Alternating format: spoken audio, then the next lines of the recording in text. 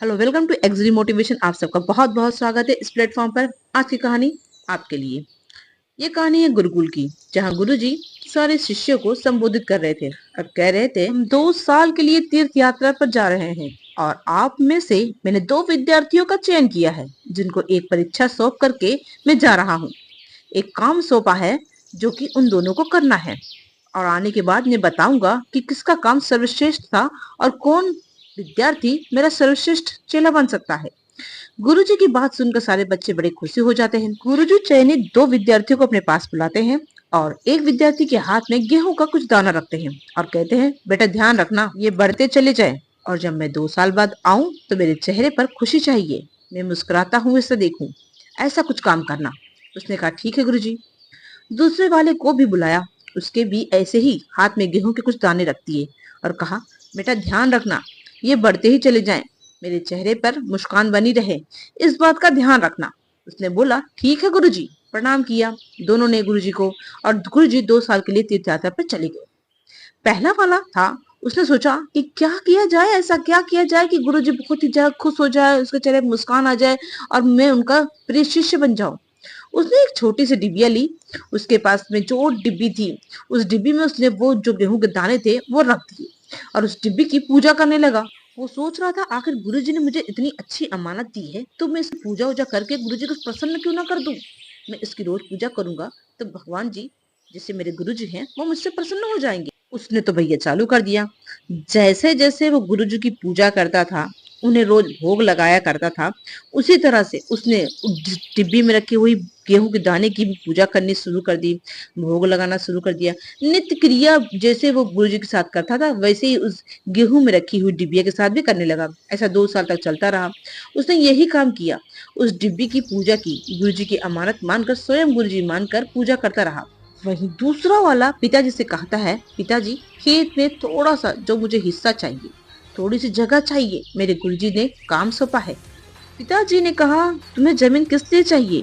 तो उसने बताया कि पिताजी, मुझे गुरुजी ने कुछ गेहूं के दाने दिए हैं और इनको बढ़ने के लिए कहा है। अब उसने उस गेहूं के दानों को उस बची हुई जमीन पर बो दिया और जब फसल हुई तो वो बढ़ गई, अगली फसल हुई, बढ़ गई। इस तरीके से 2 साल में उसने अच्छी खासी फसल की पैदावार कर ली और 2 साल तक वो वही क्रिया करता रहा, नित्य क्रिया, उसकी यही प्रोसेस रिपीट करता रहा। 2 साल बाद जब गुरुजी आए तो तीर्थ यात्रा से आने के बाद गुरुजी तो बेकरार थे अपने विद्यार्थियों की कारनामा देखने के लिए। किस विद्यार्थी ने अच्छा प्रदर्शन दिखाया होगा। सारे शिष्य ने स्वागत किया गुरुजी का। जिस तरीके से प्रवचन देते थे, आकर वे अपने आसन पे बैठ गए। उन बच्चों को बुलाया उन्होंने और उनको अपने पास बुलाकर गुरुजी ने कहा, अच्छा भाई, अब बताओ, जो मैंने आपको गेहूं के दाने दिए थे, तुम लोग ने उसका कैसे उपयोग किया? पहला वाला गया दौड़ के अपने कक्ष में, अपने कमरे में जाकर वो डिब्बी ले आया। डिबिया दिखाकर कहा कि गुरुजी, इसमें वो दाने हैं जो आपने मुझे दिए थे, आपसे भी ज्यादा मैंने आपकी अमानत की पूजा की है, आपके बराबर सम्मान दिया है, रोजाना पूजा पाठ करता था, भोग लगाता था, बस आपका आशीर्वाद मिल जाए, आपके चेहरे पर मुस्कान आ जाए। गुरुजी सुनकर बड़े उदास हुए, उनके चेहरे से खुशी गायब हो गई। पहला वाला चिंता में आ गया कि ये क्या हो गया। उन्होंने दूसरे से पूछा, भाई अब तू बता, तुमने क्या किया? उसने कहा, गुरुजी क्षमा करे, पता नहीं था आज आप आएंगे, मैं पिताजी को बोलता हूँ, संदेश भेजता हूँ, वो लेकर आएंगे। जो मैंने किया है, गांव से पिताजी बैलगाड़ी में अनाज रख कर ले आए। गुरुजी ने देखा तो बड़े प्रसन्न हुए, बोले, वाह, तुमने तो बढ़ता चला जाए ऐसा काम कर दिया। गुरुजी ने सारे बच्चों को एक सबसे इम्पोर्टेंट मैसेज दिया और कहा कि बेटा देखो, ये जो पहला वाला था ना, इसने डिब्बी में दाने रखे, इन दोनों में से आधे दाने तो सड़ चुके हैं, घुन लग गए हैं, आधे तो सड़ने के करीब आ गए हैं और दूसरे भी अब बच नहीं पाएंगे, वो भी सड़ जाएंगे। और दूसरे वाले ने क्या दिमाग लगाया है, जो मैंने ज्ञान दिया था उसका आचरण में ढाल लिया है, बढ़ता चला जाए ऐसा काम किया है। उसने गेहूं के बीजों को बो दिया और गेहूं के दानों से बहुत सारे अनाज बाहर आ गए। और ये ज्ञान हमें ये सिखाता है कि कभी भी जिंदगी में आगे बढ़ते चले जाएं। बहुत कुछ जानते हैं, समझते हैं, पहचानते हैं, लेकिन इम्प्लीमेंट नहीं करते। हम में से बहुत सारे लोगों को अच्छी अच्छी बातें पता होती है, लेकिन लाइफ में उतारते नहीं हैं। अगर आप अपनी लाइफ में अच्छी अच्छी आदतों को उतारना शुरू करें तो आपकी लाइफ बदलना शुरू हो जाएगी। अपने लाइफ में चेंज लाना है तो जो भी अच्छे आचरण है उसे अपनी जिंदगी में उतारना शुरू करें। देखिए, लाइफ एकदम चेंज हो जाएगी।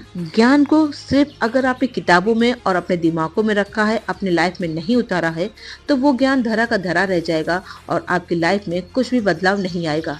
और जब हमें जिंदगी की समझ होती है तब ये सारा ज्ञान काम नहीं आता।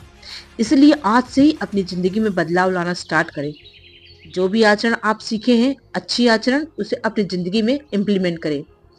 फिर से वही एक बात मैं आपसे कहूंगी, निरंतर पढ़ते रहें, आगे बढ़ते रहें। चलिए मिलते हैं अगली कहानी के साथ, तब तक के लिए